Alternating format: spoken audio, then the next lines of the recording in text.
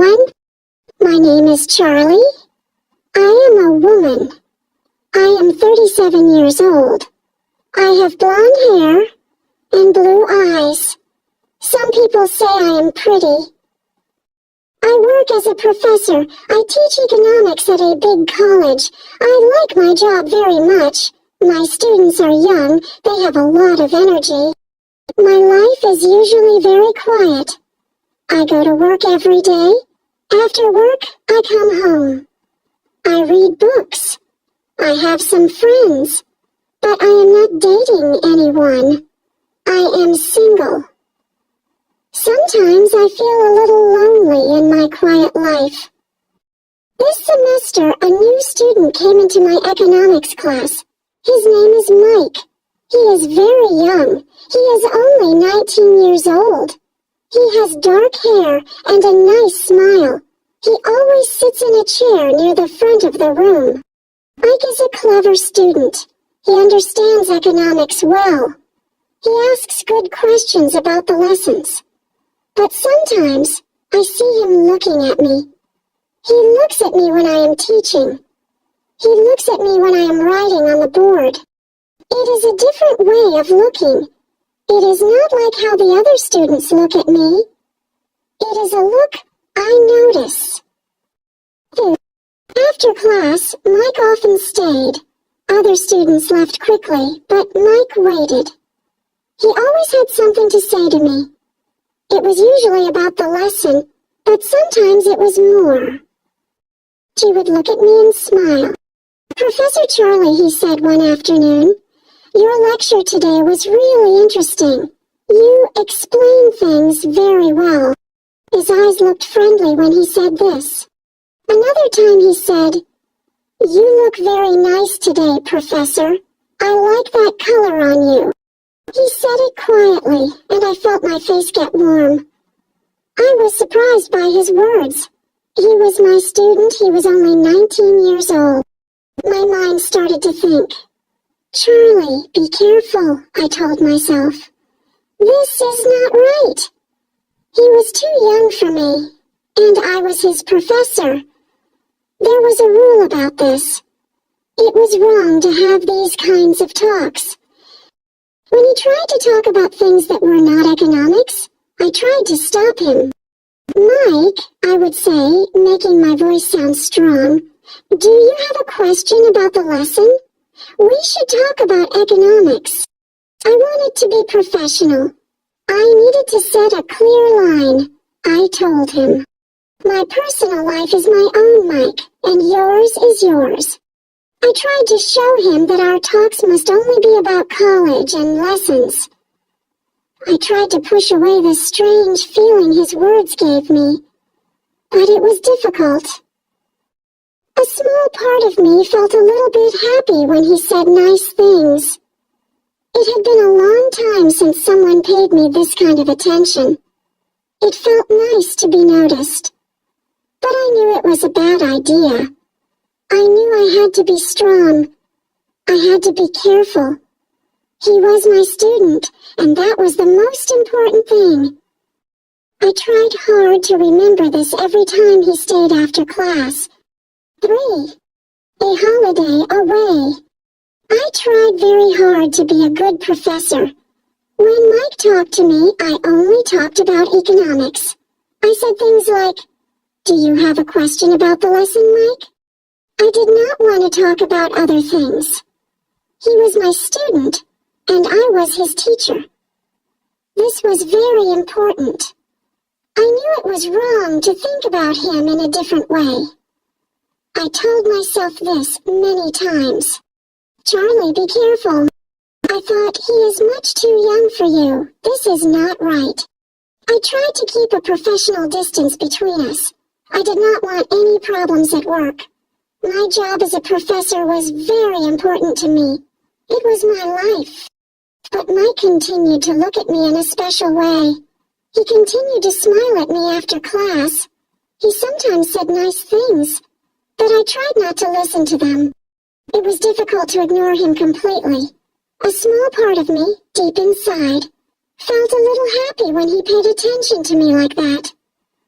It had been a very long time since someone looked at me with such interest.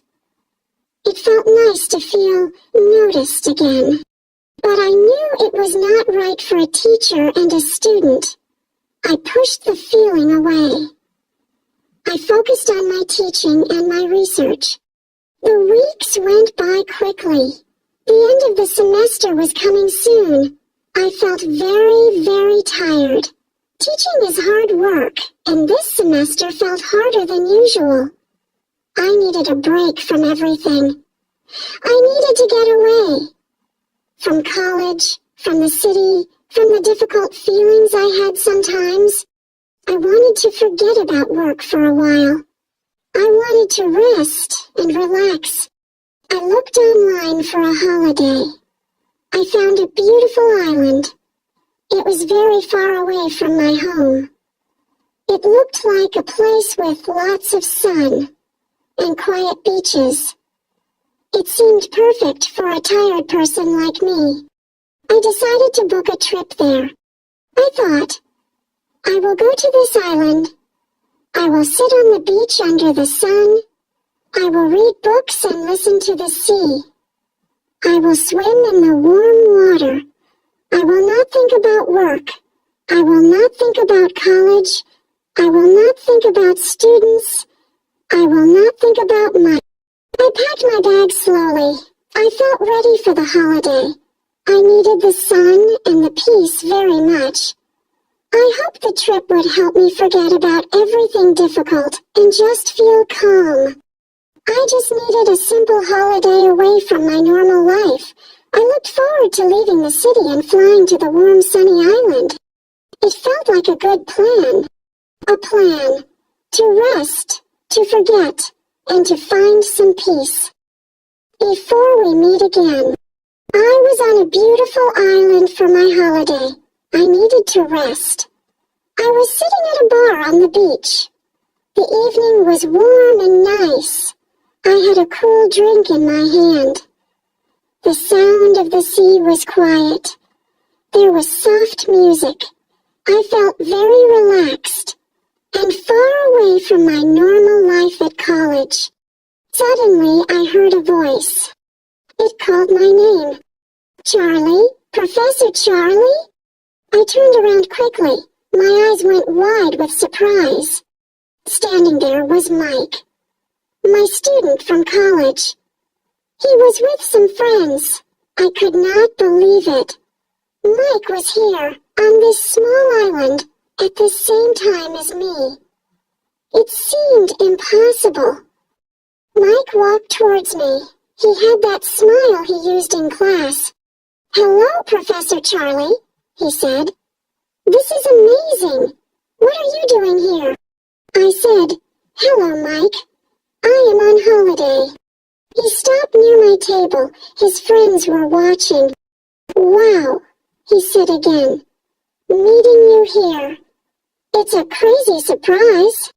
"Yes," I agreed. "A very big surprise," Brian said. Then he asked, Charlie, please, can I buy you a drink?" I thought about it for a moment. We were not at college now. We were on holiday, far away. "Okay, Mike," I said. "Thank you. Just one drink." Mike went to the bar. He came back with a drink and sat with me. His friends went to sit somewhere else. We started talking. We had one drink. Then we had a second drink. Then a third.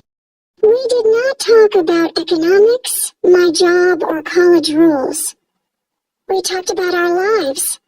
We talked about our dreams and our favorite things. Mike told me funny stories and made me laugh a lot. I felt like a different person. I felt young and light. I was not Professor Charlie. I was just Charlie. Mike looked at me a lot.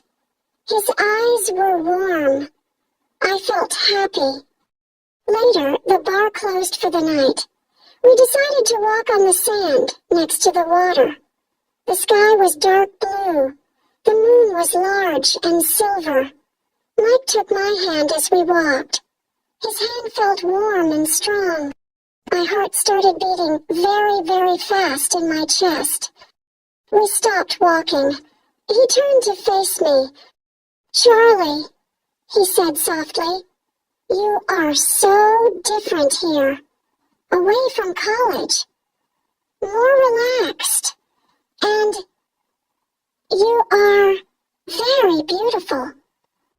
I felt shy, but also very happy to hear his words. He leaned closer to me slowly. Then he kissed me. My mind told me no. This is wrong. He is your student. But my body did not listen. I kissed him back. The kiss was long and exciting. It felt like everything else in the world stopped. After that, we walked from the beach to the hotel where Mike was staying. We went to his room. We spent the night together. There we talked more. We kissed more. 5. One night on the island. It was a night I will not forget. It felt very new. It felt very exciting. But deep inside, I knew it also felt a little bit wrong. He was 19. I was 37. He was my student. But on that island, for one night, we were just Charlie and Mike. One drink became 2 drinks. Then it was 3. We sat at the beach bar. The music played softly. We did not talk about economics or college work. We talked about many other things. We talked about our lives. Mike told me about his family and his dreams. I told him a little about my quiet life. We talked about films we liked and music we listened to. Mike's friends were with us sometimes. They were loud and young. But mostly, it was just Mike and me. Talking. He was easy to talk to. He made me laugh many times. I felt happy and light. I felt like I was young again. Like I was 20 years old, not 37. I forgot I was Professor Charlie. I was just Charlie, a woman on holiday. Mike was not my student here. He was just Mike, a charming young man. It felt good to be just Charlie, with just Mike. The bar started to close. People began to leave. Mike and I walked from the bar onto the beach. The sand was soft under our feet. The sky was dark, but the moon was big and bright. Its light made the sea silver. We walked slowly near the water. The air was warm and soft. It was a beautiful night. Mike stopped walking. He turned to look at me. He smiled his nice smile. "You are very different here, Charlie," he said. "Not like in class. More relaxed. I like this, Charlie." He took my hand. His hand felt warm and strong around mine.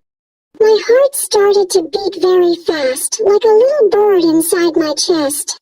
He did not take my hand away. He looked into my eyes for a long moment. Then he said, his voice quiet, "You are very beautiful, Charlie." I felt my face grow warm. I felt confused. I felt happy. I felt a little scared, too. This was happening. This was real. Mike leaned closer to me. He kissed me. It was a soft kiss at first, on my lips. Then it became a longer kiss. My mind told me, "No, Charlie, stop. This is wrong. He is your student." But my body felt warm. My heart felt full. It said, yes, my body and my heart wanted this. We kissed more on the beach, under the moon. It felt exciting and a little bit wild. After some time, Mike asked if I wanted to come back to his hotel room. I said yes. We walked from the beach to his hotel. His room was small. It looked like a young man's room. A little bit messy. We went inside. We talked more. We kissed more. We spent the night together in his room. It was a night I will not forget. It felt very new and very exciting. It felt like I was doing something I should not do. It felt a little bit wrong. But in that moment, it felt right. 6. Back home and the cold truth. The next morning, the sun was bright. I woke up in Mike's room. My head felt heavy. Nursed, I felt a strong wave of guilt. What did I do? He was my student. This was wrong, but then I also felt a strange happiness. The night before felt good. I liked being with him. I felt alive. Mike woke up. He smiled at me. "Good morning, Charlie," he said. He seemed happy, too. We had breakfast. It was a little quiet at first. I knew I had to say something. "Mike," I said carefully, "last night, back at college, it can't happen again." Felt nervous. He looked at me. "I know," he said. "But I like you, Charlie, a lot.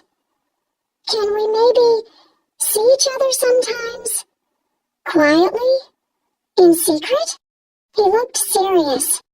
Part of me wanted to say yes. My heart felt warm when he said he liked me. Maybe we could be very careful. Maybe it could work. "Maybe," I whispered. "We would have to be very, very careful." The holiday ended too quickly. We were back in the city, back at college. Everything felt different.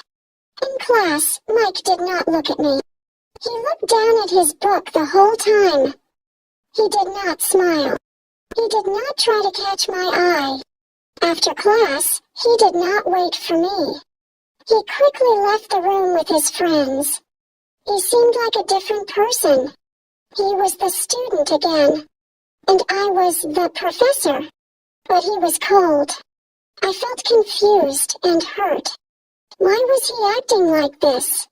I sent him a text message. "Hi, Mike. Are you okay? Can we talk?" He did not write back. Days passed. He continued to ignore me. I felt a knot in my stomach. What was happening? One afternoon, I was walking near the student cafe. I heard loud voices and laughter. I heard Mike's voice. He was with his friends. I stopped for a moment. I heard one of his friends say, "So, Mike, did you really do it with Professor Pretty Eyes on the island?" Mike laughed. It was a loud, proud laugh. "Yeah, man, easy. Won the bet? $100, 0 cents. She was all over me after a few drinks on the island. Told you I could get her. Pay up." My body went cold. My blood felt like ice. A bet? A dare. $100, 0 cents. All of it. The looks, the words, the night on the island. It was all a game to him. A cruel game, to win money, to look good to his friends. My heart felt like it broke into many pieces. I felt sick, stupid, so stupid. And used? He used me.